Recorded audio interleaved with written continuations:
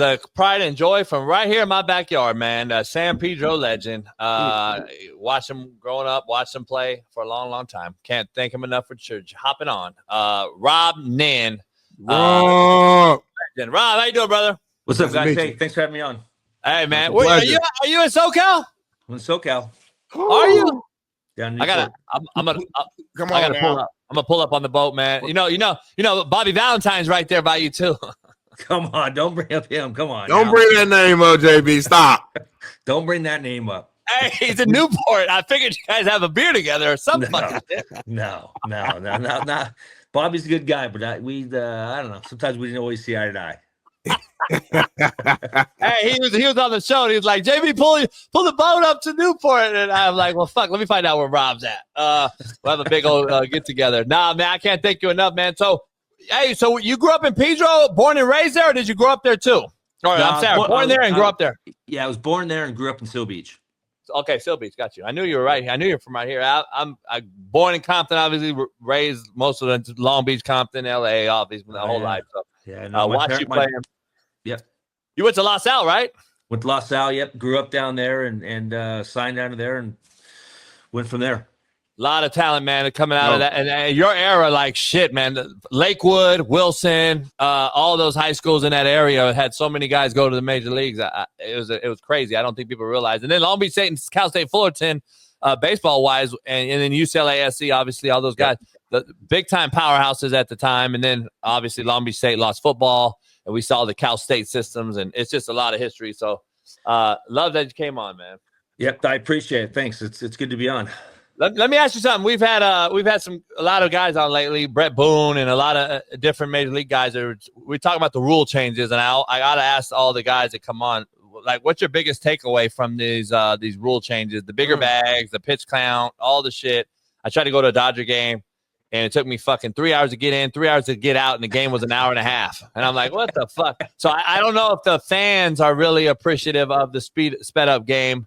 But I know on the outside on TV, I guess people like it. Where are you at with all the rule changes? I don't like them. I'm old school. I like all the old school stuff. I like the, police the game within itself. Let the game take care of itself. Guy pimps it. Let the next guy get drilled, or you get drilled next time up. And if you want to go out, go out. If not, go to first base. Take the guy to second base. I mean, you can't take guy to second. We lost Buster. With the collision at home plate, they changed all that stuff. Over all these years of playing baseball and history of it, there's only been a couple guys that really have truly been hurt with that. Guys have gotten through it and dealt with it and kind of gone with it. But as far as some of the rules, thrown over first base only a couple times, bigger bags. I mean, I feel like it's all they're trying to change the game and make it a different game. And the way the game was before, it's as good as it ever has been, up until this point. And why change something that's not broke? Nah, no doubt. That's true. That's definitely true, for sure. Let's dive into, kind of what's going on now to, today's game as well. I'm in LA. I'm from Indiana, so we never had a major league team. So by default, me being in LA now, I've kind of turned into like a bandwagon Dodgers fan. JB's been a Dodgers fan for a while. We know that team is loaded. I know they've been dealing with some injuries, but they're still winning. How good is this Dodgers team, and do you think that they'll repeat this year? They got to get some guys healthy. I mean, I know a couple guys in the pitching staff are hurt. Otani's coming back. He's going to start pitching. They're staffed, man. And the thing about those guys, they have enough money to go out and, spend money to get a guy, fill-in guy at the All-Star break and get, especially down the road, down the end of the season. If they need some, they'll go out and get somebody. So yeah, they're going to be tough to beat. They're definitely probably the favorites to repeat and have a chance to get back and win the World Series. Let me ask you, I got a couple questions from back in the day on that Marlins team you had, and you had a specific pitcher that year, Kevin Brown, who was on a heater. I think he had 32 starts with like a 1.9 ERA. How great of a season or dominant was he? Was that one of the greatest seasons you ever saw on the mound for a guy? God, he was unbelievable. I mean, his thing was he was facing the number ones, and we just didn't score a whole lot of runs for him. But he was unbelievable. I mean, that year that he went out and dominated and did what he did, and, he got frustrated because he wasn't getting a whole lot of wins and all that stuff. But, he was facing ones, and, we were struggling hitting-wise a little bit and didn't score as much. But it's probably one of the best years I've ever seen. Yeah, that's crazy. That's crazy stat line. I was like, God damn, 32 starts, 1.89 ERA. I guess it was official 1.89. Yeah, I think so. Shit, no doubt. Brett Boone was on our show. He does a show. Then he gets the hitting instructor over for the Texas Rangers, like right after our show, and he gets pulled up. He wants to talk about it. He mentioned something that 01 Mariners team he was on with Ichiro and everybody that has all-time wins record, most wins in a season. He thought the Dodgers were going to break it. If anybody could do it, this roster could do it. They've hit a wall. The pitchers have been, I think every single pitcher has been on the IR at some point this year for the Dodgers already. They still hold on to first place, which is crazy how loaded the roster is. How good is this Dodger team? And I have to ask, I had Johnny Damon on a couple times now, and I said, Johnny, the Dodgers or the field? Where are you at, Rob, with that? I think the Dodgers definitely gonna have the best chance to win the National League. I mean, as far as winning everything, I mean, there's some other good teams out there. The Yankees playing pretty good ball and all that stuff, and so, but definitely, I mean, they're the favorites to win the division and go out there and beat up on everybody else. I mean, the Giants are playing great right now. I think they need a couple more guys with the Devers trade. It's definitely going to help, but they need some guys to go out there and fill in some spots. It's a good young team. It's a team that's out there and competing and doing what they do, and they just gotta, maybe a little bit of help gets them past it. So we'll see. San Diego, that team's stacked, but they're just not playing well right now. Yeah, they're down. Your Giants, I mean, the Giants get Devers. Where are you at with these players, the player empowerment of the current athlete? I'm talking football, baseball, basketball, all these guys getting crazy amounts of money. I've been saying, bitching and moaning about this player empowerment. I think we've enabled the shit out of these cats, and now you get a guy like Soto who doesn't want to take a swing and just basically slaps the shit out of the manager and says, fuck you. And then we get a guy like Devers who said, I don't want to change positions, goes to the Giants and says, I'll change positions and I want to be a team player now. All of a sudden, where are you at with the player empowerment in this current era? The money's changed a little bit. It's changed a lot, and that's changed the game a little bit. And on both sides, I think the owners are a little worried of guys getting hurt, so they I wouldn't say they baby them. They just take care of them a little bit differently. Back when we played, or I hate to go back and say the old guys or old school. We didn't make the money, and there was always somebody else coming up that was going to take our job. So we kind of played through everything. We did what we needed to play, and the guys now are great athletes, man. They're bigger, stronger, faster than what we did, and they're hitting the ball, and everything they do is just better. But I do think I think it's a little bit of a different feel with those guys as far as they've got so much power with the money and all that stuff, and it's definitely changed the game a little bit. Yeah, I want to stay right there. You mentioned that the athletes today bigger, faster, stronger, but you also said everything they do is better. I want to stop right there though.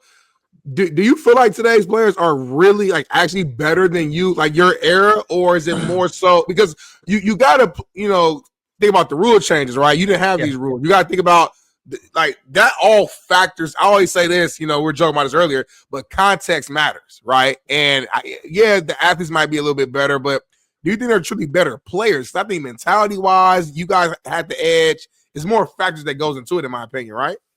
For sure. I mean, there's a ton of stuff. I mean, you go on the internet, you can, there's guys there's so much more money in the game. Guys are able to spend more money on their workouts and spend more money on their diets and that type of stuff. And that's kind of what I mean. I mean, you look at every pitcher in the big leagues now, they're all throwing 95 to 102.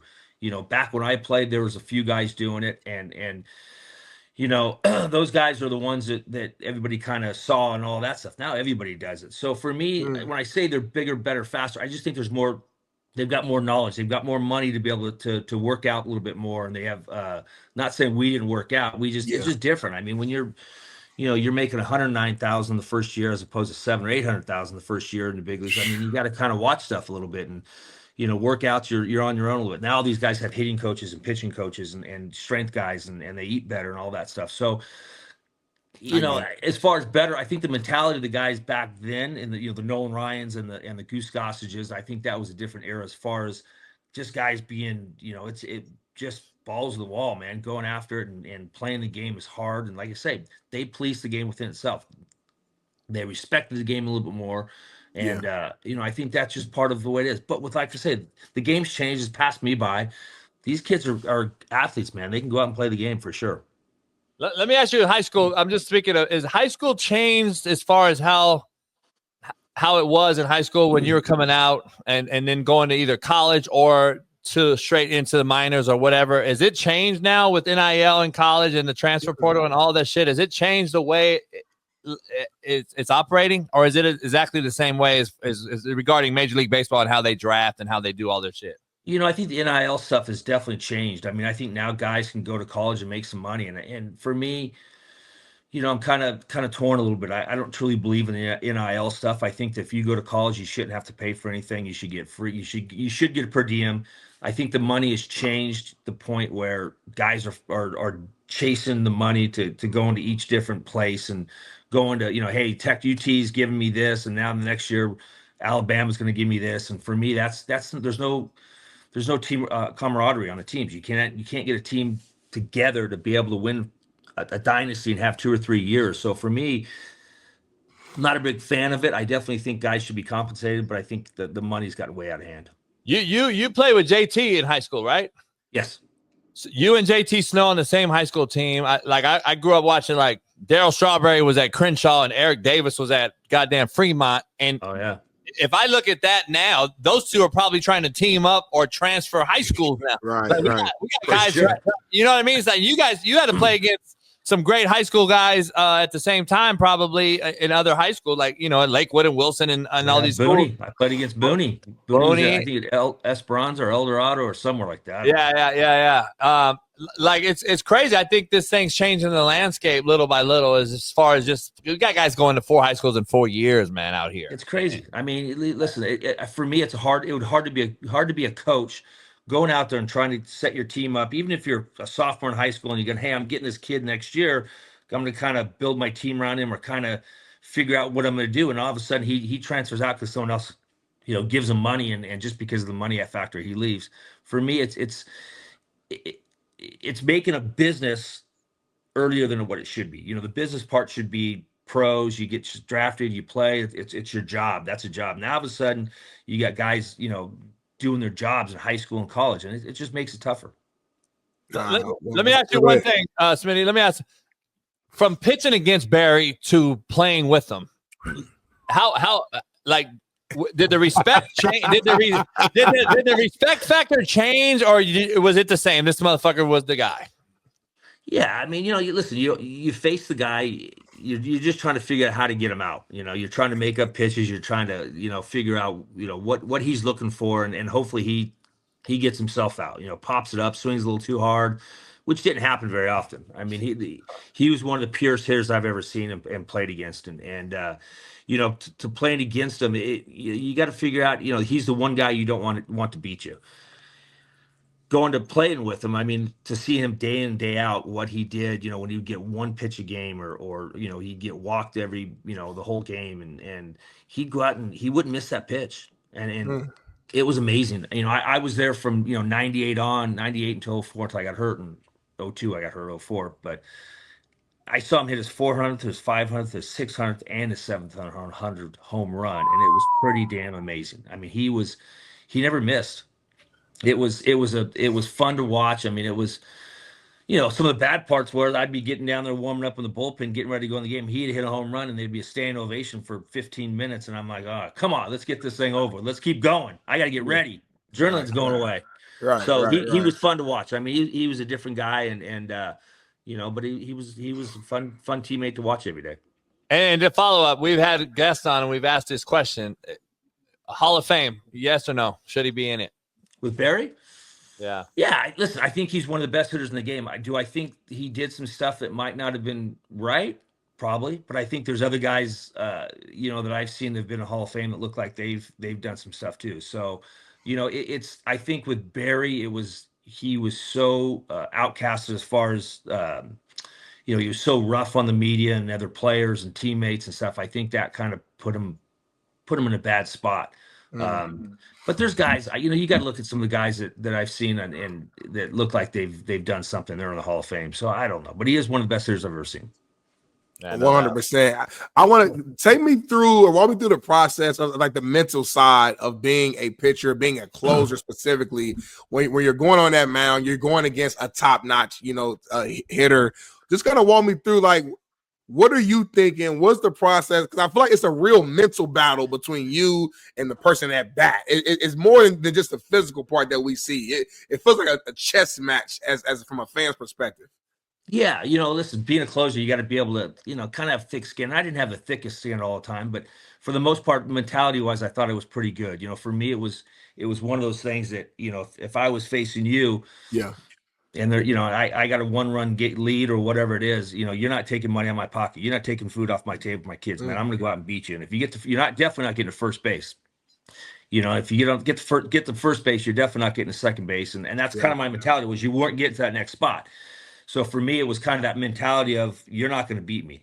And, there's days that you're going to get beat because, shoot, you guys, there's great players and all that stuff out there. So you got to tip your hat to them. But that was my mentality of, you're taking food off my table for my family, my kids. And you're, this is my livelihood, is going out and trying to beat you. So for me, it was all more of a mental game than anything else. And, there's a ton of guys that Felix Rodriguez, who was there, who could have closed. And there was a ton of guys that were there, and maybe the mental side, I'm not saying they weren't mentally strong enough, because he did a great job, but there's guys that had better stuff than me, maybe better mechanics, threw more strikes than me, but maybe the mental side quite wasn't there. And that was the one thing I really kind of worked on, was the mental side.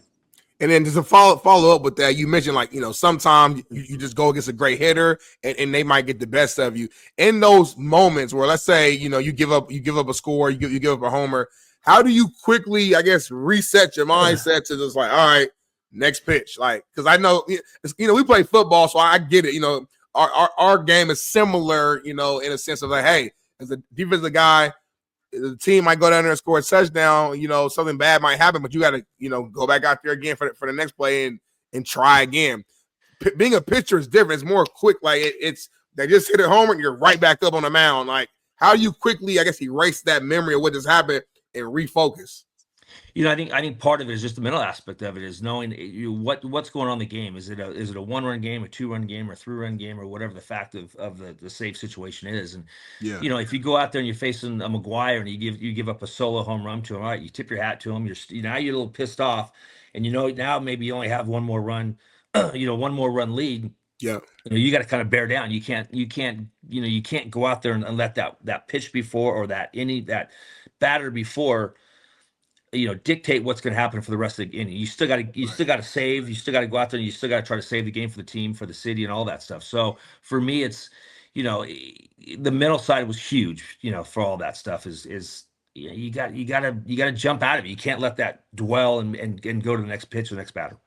I love that, JB. Let me ask you, Rob.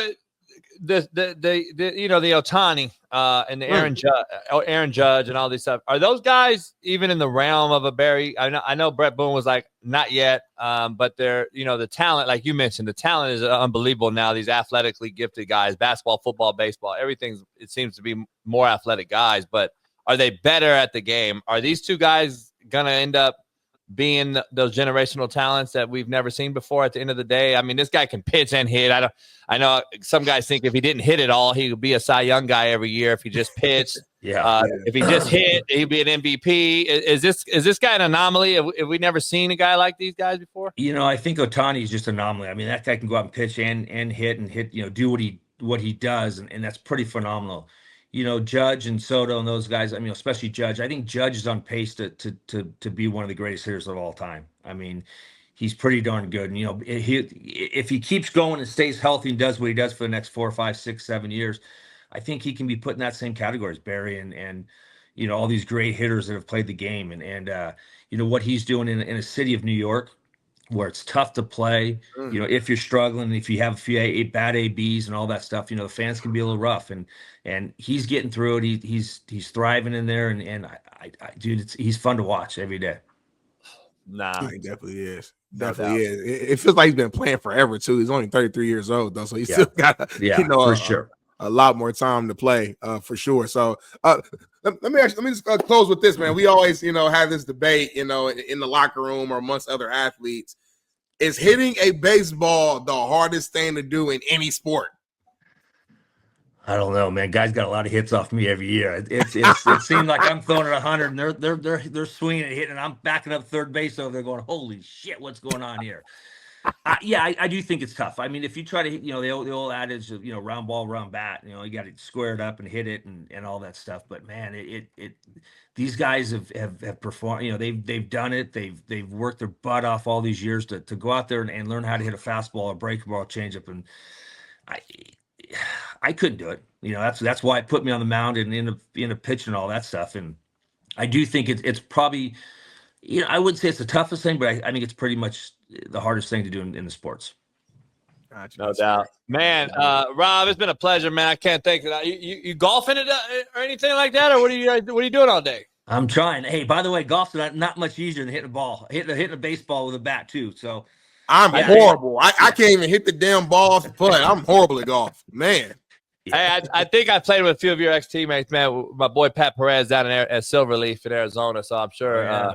I'm sure I've ran across a few of your buddies, but I know they mentioned you, and I know Boomer. I play golf with Boomer down in San Diego all the time. So it's fun day. It's fun times, man. But what do you got going nowadays? What are you doing? Not much. Just hanging with the family and doing a little travel and playing as much golf as I can. No doubt. Love it, man. Love it. I can't thanks for joining us, man. Enjoy the rest. Stay safe out here, and hopefully I'll see you on the water one day. I appreciate it, guys. Thanks. You guys stay away from Bobby V, man. All right, brother. Appreciate it. Appreciate it.